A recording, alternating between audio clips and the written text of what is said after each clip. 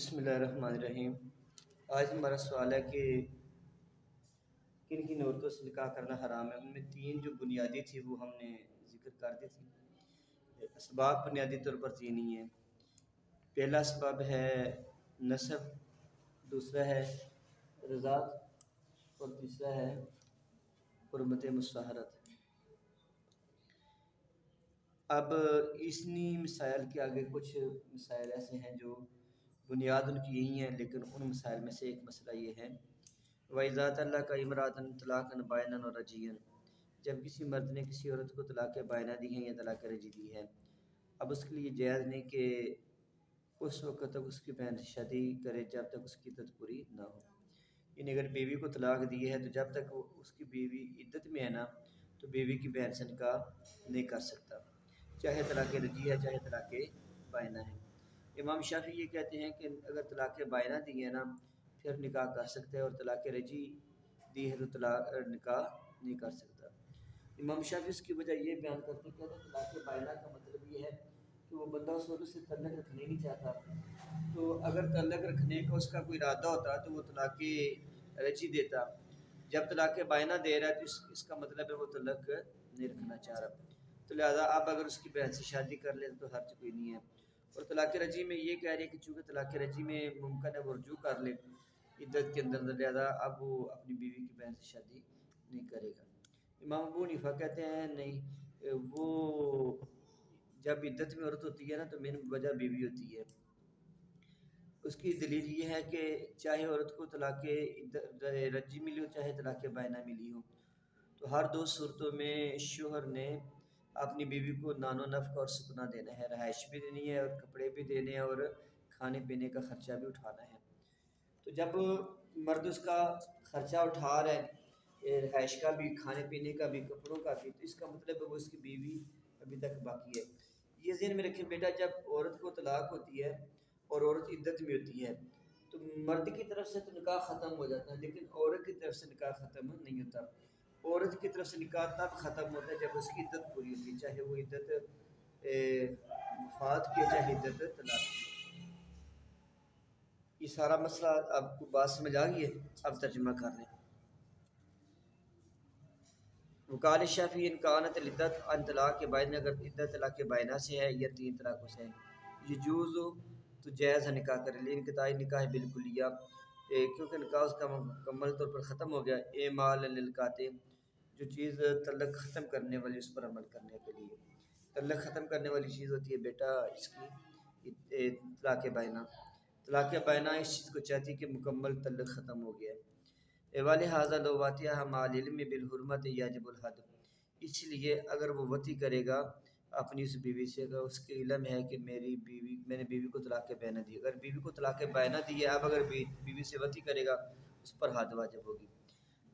ہم کہتے ہیں یہ احناف انا نکاح الاولی قائم، کہ پہلا نکاح قائم ہے لبقاء بعض احکامی، کیونکہ بعض احکام باقی ہیں، جیسے نفقہ، خرچہ، والمنع، اور مرد عورت کو گھر سے نکل سے منع کر سکتا ہے، والفراش، اور اس کو بستر وغیرہ دے گا مرد، والقاطع تأخر عملہ۔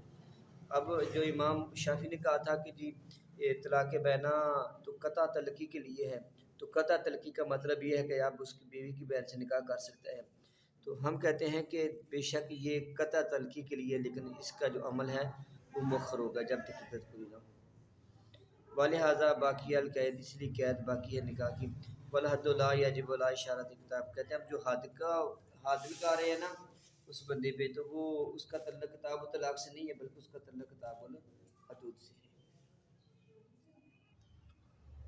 اب ایک مسئلہ ہے وَلَا يَتَزَوَّجُ الْمَوْلَىٰ أَمَتَهُ، آقا اپنی لونڈی سے نکاح نہیں کر سکتا اور عورت اپنے غلام سے نکاح نہیں کر سکتی۔ ویسے مرد کسی لونڈی سے نکاح کرنا چاہے کر سکتا ہے، عورت کسی غلام سے نکاح کرنا چاہے کر سکتی ہے، لیکن اپنی لونڈی کے ساتھ مرد نکاح نہیں کرے گا، بلکہ اس کو نکاح کے بغیر اس کے ساتھ بیوی والے حقوق ادا کر سکتا ہے۔ ایسے ہی جو عورت ہے وہ اپنے غلام سے نکاح نہیں کرے گی۔ وہ دلیل کیا ہے؟ کہتے ہیں دلیل ان نکاح ما شرع مثمرا ثمرات مشترکۃ بین المتناکحین، نکاح اس لیے مشروع کیا گیا ہے کہ اس کے مشترکہ کچھ فوائد ہیں، ثمرات ہیں، اور وہ مشترکہ فائد کا بالا صورت ہیں جب متناقع ہیں دونوں نکاح کرنے والے وہ برابر کے ہوں، اور مملوکیت غلامی مالکیت کے منافی ہے۔ تو جب وہ دونوں ہیں برابر نہیں ہے تو ان کے دونوں کے درمیان وہ مشترکہ فوائد بھی حاصل نہیں ہو سکتے۔ مثال کے طور پر جب مرد اور عورت دونوں آزاد ہوں تو ان کی اولاد بھی آزاد ہوگی، آزاد کی اولاد شمار ہوگی۔ اگر ایک غلام ہے، مرد غلام ہے، عورت آزاد ہے، تو کیا ہوگا؟ وہ عورت غلام کی کیا اولاد شمار ہوگی؟ تو یہ بیٹا اس طرح کئی مسائل درپیش آتے ہیں، اس لیے مرد اپنی لونڈی سے اور عورت اپنے غلام سے نکاح نہیں کرتی۔ ولا یجوز تجویز المجوسیات، مجوسی عورتوں سے نکاح جائز نہیں ہے، کیونکہ حضور نے فرمایا سنو بہا سنہ اہل کتاب، ان کے ساتھ معاملہ تو اہل کتاب والا کرو، لیکن ان کی عورتوں سے نکاح بھی نہیں کرنا اور ان کا ذبیحہ بھی نہیں کھانا۔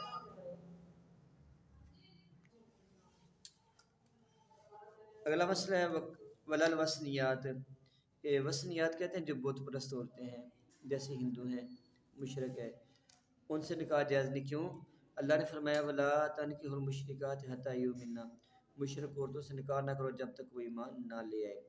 ویجوز تزویج الصابیات، اور صابی عورتوں سے نکاح جائز ہے، ان کانوا یؤمنون بدین نبی، اگر کسی نبی کے دین پر ایمان رکھتے ہیں اور کسی نبی کی کتاب پڑھتے ہیں۔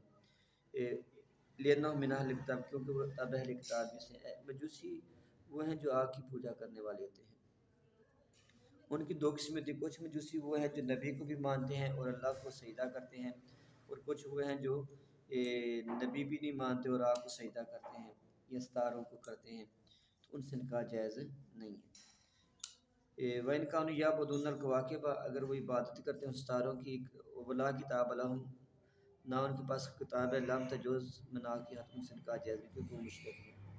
والخلاف المنقول فيه محمول على اشتباہ مذہب، اب کہتے ہیں کہ یہ جو اختلاف نقل کیا گیا نا، یہ ان کے مذہب کی اشتباہ پہ محمول ہے، یہ جیسا ان کا مذہب، اگر وہ اہل کتاب سے ملتے جلتے تو اہل کتاب والا اس پہ حکم لگے گا، اگر مشرکوں سے ملتے ہیں تو مشرکوں سے حکم لگے گا۔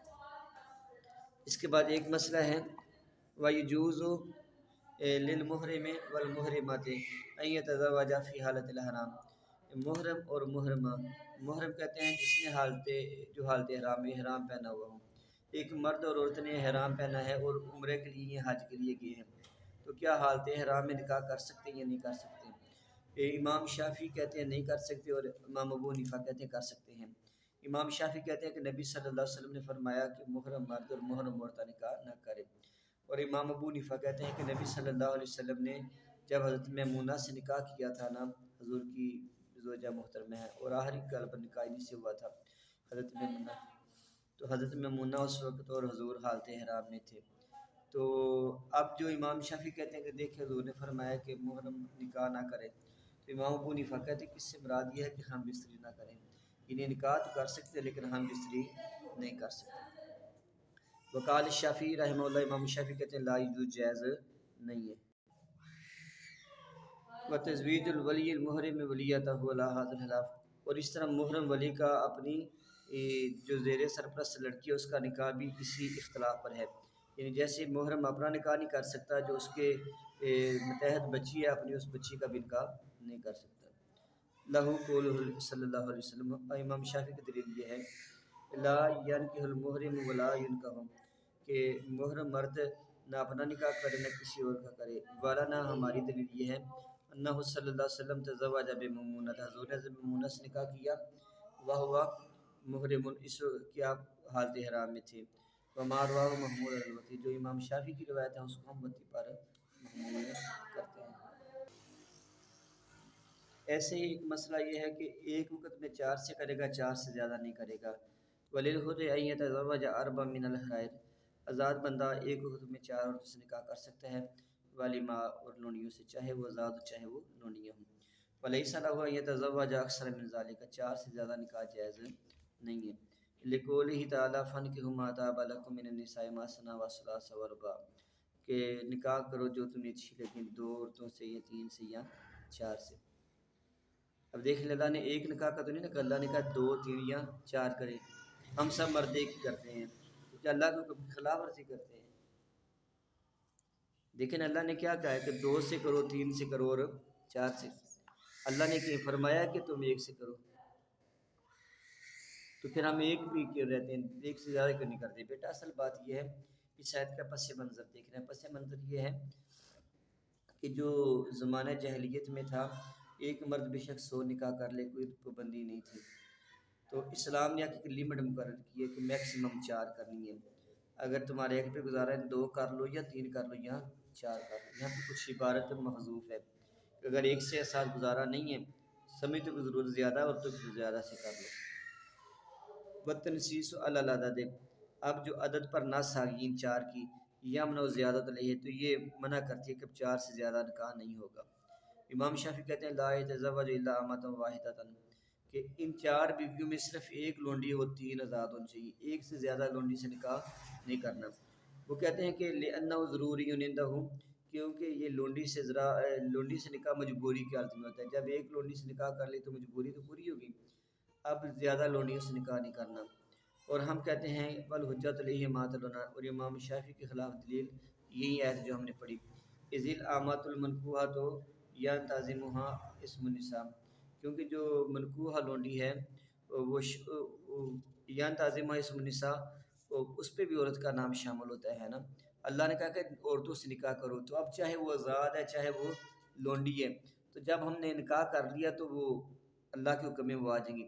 یعنی حاصل یہ نکلا چاہے 4 کی 4 آزاد ہوں پھر بھی جائز ہے، چاہے 4 کی 4 لونڈی ہوں پھر بھی جائز ہے، چاہے 2 لونڈیاں ہوں 2 آزاد ہوں، یا 1 لونڈی ہو 3 آزاد ہوں، یا 3 لونڈیاں ہوں 1 آزاد، یہ سب جائز ہے۔ ولا یجوز للعبد ان یتزوج اکثر من اثنتین، غلام صرف 2 شادیاں کرے گا، 2 سے زیادہ جائز نہیں۔ امام مالک کہتے ہیں جائز ہے، کیونکہ نکاح کے حق میں وہ آزاد کے قائم مقام ہے، یہاں تک کہ وہ مولا کی اجازت کے بغیر بھی مطلب نکاح کر سکتا ہے۔ ہم کہتے ہیں کہ غلامی منصف ہر چیز کو نصف کرتی ہے۔ فیتزوج العبد اثنتین، پس غلام 2 سے شادی کرے گا اور آزاد 4 سے، کیوں؟ تاکہ آزاد بندے کا شرف ظاہر ہو کہ یہ آزاد ہے اس لیے 4 کا حق ہے، اور یہ لونڈی ہے یہ غلام ہے تو غلام کے حق میں صرف 2 ہی بیویاں ہو سکتی ہیں۔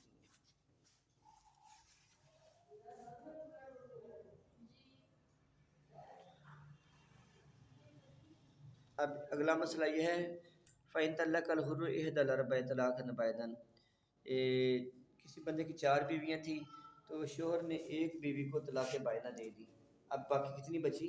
3۔ تو ظاہر ہے وہ جب تک عدت میں ہے وہ اس کی بیوی ہی شمار ہوگی، تو لہذا جب تک عدت پوری نہ ہوگی آگے پھر نئی سے نکاح نہیں کرے گی۔ یہ مسئلہ بتا رہے ہیں کہ اگر 4 میں سے کسی ایک کو طلاق دیتا ہے، اب اس کے لیے پھر چوتھی سے نکاح اتنی دیر تک جائز نہیں جب تک اس کی عدت پوری نہ ہو جائے، اور اس میں امام شافعی کے لیے امام شافعی کے ساتھ اختلاف ہے۔ وہ کہتے ہیں کہ جیسے پیچھے مسئلہ ہم نے پڑھا ہے، اگر طلاق بینہ دی ہے تو بیوی کی بہن سے نکاح کر سکتا ہے، ایسے اس میں بھی یہ کہتے ہیں کہ اگر کسی مرد نے کسی عورت کو طلاق بینہ دی ہے تو وہ اب عدت پوری ہونے سے پہلے چوتھی سے نکاح کر سکتا، اگر طلاق رجعی دی ہے تو پھر نہیں کر سکتا۔ اب ایک بڑا ہے مسئلہ ہے فَإِن تَزَوَّجَهُ بِلَا مِن زِنَا جَازَ النِّکَاحُ، اگر ایک عورت کو زنا سے حمل ہے، عام طور پر لوگ اس میں یہ سمجھتے ہیں کہ جس عورت کو زنا سے حمل ہے تو اس کے ساتھ نکاح جائز نہیں ہے۔ نکاح جائز ہے، نکاح جائز ہے۔ آگے پھر ہم نے یہ دیکھنا ہے کہ وہ جس سے نکاح کر رہے ہیں یہ وہی بندہ ہے کہ جس نے زنا کیا تھا یا کوئی دوسرا بندہ ہے۔ اگر تو سیم وہی بندہ ہے تو بیوی سے ہم بستری کر سکتا ہے کیونکہ حمل اسی کا ہے۔ اگر زنا کسی اور کا حمل سے ہے اور نکاح اس کے ماں باپ کسی اور جگہ کر رہے ہیں، تو اب اس میں وہ بندہ نکاح تو کر لے گا لیکن اتنی دیر تک ہم بستری نہیں کرے گا جب تک وہ بچہ پیدا نہ ہو جائے۔ قال فإن تزوجه بلا من زنا جاز النکاح، اگر کسی نے زنا سے حاملہ اور سے شادی کی نکاح جائز ہے، ولا یتو حتی تعدی حملہا، لیکن اس سے وطن نہیں کرے گا جب تک بچہ پیدا نہ ہو جائے۔ وہذا عند ابی حنیفہ و محمد، یہ بات امام ابو حنیفہ اور امام محمد کے نزدیک ہے۔ اور ابو یوسف کہتے ہیں نکاح فاسد، نکاح نہیں ہوگا۔ وَإِنْ قَالَ الْحَمْلُ ثَابِتُ النَّسَبِ، اگر حمل ثابت النسب ہے، پتہ ہے کہ فلاں کا یہ حمل ہے تو نکاح باطل ہوگا بالاجماع۔ ابی یوسف امام ابو یوسف نے یہ جو کہا کہ نکاح فاسد ہوگا بیٹا نکاح باطل اور فاسد میں فرق یہ ہے، باطل نکاح وہ نکاح ہوتا ہے کہ جو شریعت سے جائز ہی نہ ہو، اور فاسد نکاح وہ ہوتا ہے کہ وہ ہو تو سکتا ہے لیکن کسی وجہ سے نکاح کی ممانعت ہو، مثلا ماں سے نکاح ہو سکتے نہیں، اب کوئی ماں یا بیٹی سے نکاح کرے گا تو یہ نکاح باطل ہے۔ اگر کوئی بیوی سے، بیوی کے ہوتے ہوئے بیوی کی بہن سے نکاح کرے گا تو اب یہ نکاح یہ بھی جائز نہیں ہے، لیکن اس نکاح کو نکاح فاسد کہتے ہیں۔ کیوں؟ کیونکہ اگر اس کی بیوی نہ رہے، مر جائے یا بیوی کو طلاق ہو جائے تو پھر تو اس کی بہن سے نکاح کر سکتا ہے نا۔ تو جس عورت سے نکاح من وجہ کبھی جائز اور کبھی ناجائز، اس سے نکاح کرے تو نکاح فاسد، اور جس عورت سے شروع سے نکاح جائز نہ اس کو نکاح باطل کہتے ہیں۔ امام ابو یوسف کہتے ہیں ان الامتناع فی الاصل لحرمت الحمل، کہ نکاح کے اندر جو ممانعت ہوتی ہے نا وہ حمل کی حرمت کی وجہ سے ہوتی ہے۔ حمل، اب دیکھیں نا جب ایک بندہ مر جاتا ہے تو ہم کیوں کہتے ہیں کہ عورت عدت گزارے؟ عورت کو عدت اس لیے گزارنی پڑتی ہے، اگر عورت کے پیٹ میں بچہ ہو تو کسی ایک کا بچہ دوسرے کے گھر میں جا کے پیدا نہ ہو، وہ جو بچہ ہے پیٹ میں چاہے وہ حلال کا چاہے حرام کا ہے، اس کا کوئی نہ کوئی احترام ہے۔ تو اب کہتے ہیں کہ چونکہ اس کے پیٹ میں بچہ ہے تو جیسے کہتے ہیں نکاح میں حلال کی صورت میں بچہ ہو تو پھر بھی اس حمل کے احترام میں اس عورت کا نکاح آگے جائز نہیں ہوتا جب تک عدت پوری نہ ہو۔ عدت کیسے پوری ہوتی ہے؟ 3 مہینے اس نے گزارنے، 3 مہینے کیوں ہوتے ہیں؟ یقین ہو جاتا ہے اگر 3 مہینے اس کو حیض نہیں آتا تو اس کا پتہ کلیئر ہو جاتا ہے کہ یہ عورت حاملہ نہیں ہے، اور اگر عورت کو حمل ہو تو جیسے ہی بچہ پیدا ہو ویسے ہی عدت پوری ہو جاتی ہے، چاہے طلاق کے 1 منٹ بعد بچہ پیدا ہو تو 1 منٹ بعد عدت پوری ہو جاتی ہے۔ کیوں عدت پوری ہوئی اور اس میں 3 حیض کیوں عدت رکھی جاتی ہے؟ صرف اس جو یہ دیکھنا ہوتا ہے کہ اس عورت کے پیٹ میں مطلب ایک بچہ تو نہیں ہے، اگر حمل ہے تو حمل کے احترام میں آگے نکاح کرنے کی پابندی ہوتی ہے۔ تو امام ابو یوسف کہتے ہیں کہ جیسے نکاح میں اور حلال صورت میں اس حمل کے احترام کی وجہ سے نکاح کرنے کی ممانعت ہوتی ہے، ایسی اگر کسی بندے نے زنا کیا ہے تو اب اس نے کیا تو غلط اور حرام کام ہے، لیکن اس بچے کیا قصور؟ اس بچے کے احترام کی وجہ سے اس عورت کے آگے نکاح کرنے پر پابندی ہوگی جب تک بچہ پیدا نہ ہو جائے۔ لیکن امام ابو حنیفہ کہتے ہیں کہ بات یہ نہیں ہے، بات یہ ہے کہ وہ عورت لوگوں کی نظروں میں تو کنواری ہے نا، اگر یہ مشہور کر دیں کہ یہ بدکار عورت ہے تو جن کو نہیں پتہ ان کو بھی پتہ چلے گا، عورت بدنام ہو جائے گی، لہٰذا اس کی شادی کر دیں تاکہ اس کے عیب پہ پردہ پڑا رہے۔ اب باقی بات رہے گی حمل کی، اگر حمل اسی زانی کا ہے تو وہ ہم بستری کرے کیونکہ وہی اس کا باپ ہے، اگر کسی نامعلوم بندے کا ہے اب جس بندے نے نکاح کیا نکاح کرنے کو تو ہو جائے گا، لیکن ہم بستری کی ممانعت امام ابو حنیفہ کہتے ہیں اس لیے تاکہ اس حمل کی حرمت برقرار رہے۔ اب دیکھیں وہاذ الحمل محترم، یہ حمل قابل احترام ہے، لأنہ لا جنایت منہ، کیونکہ اس کا تو جرم نہیں ہے، ولہذا لم یجوز، اس کا تو لہذا اس کو ساقط کرنا بھی جائز نہیں ہے۔ والہما، اور ان دونوں کی دلیل طرفین کی، امام ابو حنیفہ اور امام محمد کی، انہا من المحللات بالنص، کہ وہ عورت ان عورتوں میں ہے جو محللات ہیں۔ محللات جیسے محرمات جن سے نکاح حرام ہوتا ہے، محللات جن سے نکاح حلال ہوتا ہے۔ وحرمت الوتی، اور وتی کی حرمت اس لیے ہے کہ لا یسقیا ماءہ زارع غیری، تاکہ اس کا پانی غیر کی کھیتی کو خراب نہ کرے۔ والامتناع فی ثابت نسب لحق صاحب الماء، اور جس کا نسب ثابت ہوتا ہے اس میں نکاح کی ممانعت اس لیے ہے کیونکہ پانی والے کا حق ثابت ہے، ولا حرمت للزانی، اور زانی کے لیے کوئی حرمت احترام نہیں ہے۔ اب ایک اہم مسئلہ یہ ہے نکاح موقت اور نکاح متع۔ نکاح متع کسے کہتے ہیں اور نکاح موقت کسے کہتے ہیں، یہ بیٹا سمجھے ذرا۔ نکاح متع ابتدائی اسلام میں جائز تھا۔ نبی صلی اللہ علیہ وسلم نے ایک روایت کے مطابق خیبر والے دن، جس نے خیبر فتح کیا اس دن حرام قرار دیا متع، اور ایک یہ ہے کہ فتح مکہ والے دن۔ متع کیا ہوتا ہے؟ ایک مرد اور عورت آپس میں طے کرتے ہیں کہ ہم نے اتنے گھنٹوں کے لیے، اتنی راتوں کے لیے، اتنے مہینوں یا سالوں کے لیے نکاح کرنا ہے۔ اس کا پس منظر یہ ہے کہ جب پرانے زمانے تھے، ذرائع آمد و رفت نہیں تھے، جب بندہ کسی دوسرے ملک یا شہر جاتا نا تو وہ کئی مہینوں اور سالوں کے بعد پلٹتا، جب اگلے شہر میں جاتا تو وہاں بھی جا کے مہینہ 2 مہینے رہتے۔ اب تب وہاں پہ ہوٹل نہیں تھے، لیکن انسان بحیثیت پیئنگ گیسٹ ہوتا ہے کہ ایک تو بندہ ہوتا ہے نا ہوٹل میں جا کے رہتا ہے تو ہوٹل والے اس کو کھانا رہائش فراہم کرتے ہیں، فراہم کر کے اس سے اپنا بل وصول کرتے ہیں۔ ایک ہوتا ہے پے انگ گیسٹ ہوتا ہے کہ بندہ کسی شہر میں جائے، وہاں پر کسی گھر میں رہے اور گھر والے اس کو کھانا فراہم کریں اور اس کے کپڑے وغیرہ دھوئیں اور اس کو رہائش دیں، تو وہ ان کو پیمنٹ کرتا ہے۔ لیکن آگے پھر اس کی اگلی صورت یہ ہوتی ہے کہ وہ جس گھر میں رہتا ہے اس گھر کی کسی عورت سے نکاح کر لیتا ہے، تو اب وہ جب اس گھر میں رہنے کے لیے جاتا ہے تو کہتا ہے جی میں نے آپ کے گھر میں 1 مہینہ کیا کرنا ہے، تو 1 مہینہ آپ کی ایک عورت میری بیوی بن کے رہے گی، میرے کپڑے دھوئے گی، میرے سارے کام کاج کرے گی، مجھے کھانا پکا کے دے گی۔ تو وہ 1 مہینے کی، یہ 2 مہینے یا 1 ہفتے کے لیے جو نکاح ہوتا تھا نا، اس کو نکاح متع کہتے تھے۔ یہ ابتدائی اسلام میں جائز تھا، مسلمان جنگوں پہ جاتے تھے وہاں پہ بھی متع کرتے تھے، لیکن نبی پاک نے اس کو حرام قرار دے دیا۔ متع کے اندر 2 چیزیں آتی ہیں، ایک چیز یہ آتی ہے کہ ہم نے پیسے مقرر کرنے تھے کہ اتنے پیسوں کے بدلے نکاح کرنا ہے، اور نمبر 2 اس میں ٹائم لمٹ ہوتی ہے کہ اتنے گھنٹے، اتنی راتوں یا اتنے دنوں یا اتنے ہفتوں مہینوں کے لیے کرنا ہے۔ تو یہ نکاح متع باطل ہے، واہ واہ۔ اور یہ نکاح متع کیسے ہوگا؟ یہ قولا لامرأۃ، کسی عورت کو کہے گا اتمتع بک قضاء مدۃ، میں تم سے اتنی مدت کے لیے متع کرتا ہوں اتنے مال کے بدلے۔ اور امام مالک کہتے ہیں یہ جائز ہے، لأنہ کان مباحا، یہ مباح تھا، اور اس وقت تک مباح رہے گا جب تک اس کو نسخ کرنے والی دلیل ظاہر نہ ہو۔ ہم کہتے ہیں ثابت نسخ، نسخ ثابت ہے اجماع صحابہ سے، صحابہ کا اس پر اجماع ہو گیا تھا۔ جب صحابہ کا اجماع ہو جاتا ہے تو وہ بات ناسخ بننے کی صلاحیت رکھتی ہے۔ پھر صحابہ میں ایک حضرت ابن عباس تھے، وہ آخر عمر تک، حضرت عمر فاروق کے دور تک اس بات کے قائل تھے نہیں متع جائز ہے، لیکن پھر جب سب صحابہ ان کے پاس گئے تو انہوں نے اپنی بات سے رجوع کر لیا تھا۔ سہرجوہ الی قولہم، حضرت ابن عباس کا رجوع صحابہ کی طرف یہ صحیح ہے، فتقرر الاجماع، تو اجماع مزید پکا ہو گیا۔ ایسے ہی ایک ہے نکاح موقت۔ نکاح موقت کہتے ہیں بیٹا نکاح متع کے اندر تو گواہوں کی ضرورت نہیں نہ ہوتی، نکاح موقت میں بھی گواہوں کی ضرورت ہوتی ہے، نکاح موقت میں گواہوں کی ضرورت ہوتی ہے اور نکاح متع میں گواہوں کی ضرورت۔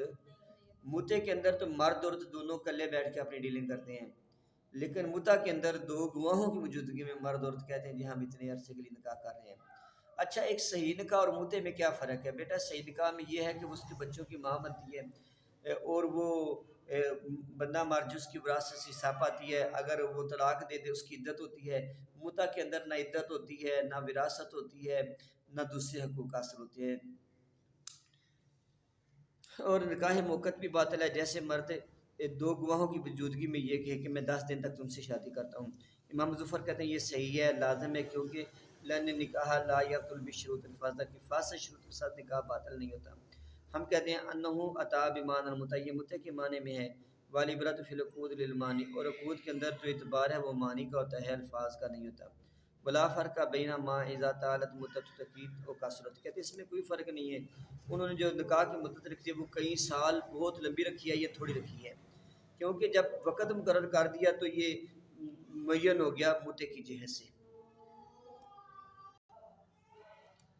اب ایک مسئلہ ہے ومن تزوج امرأۃ فی عقدۃ واحدۃ، کسی بندے نے ایک عقد میں 2 عورتوں سے اکٹھا نکاح کیا، ایک سے نکاح جائز تھا دوسری سے نکاح جائز نہیں تھا، تو جس سے نکاح جائز تھا اس سے ہو جائے گا اور جس سے نہیں تھا اس سے نہیں ہوگا۔ تو مثلا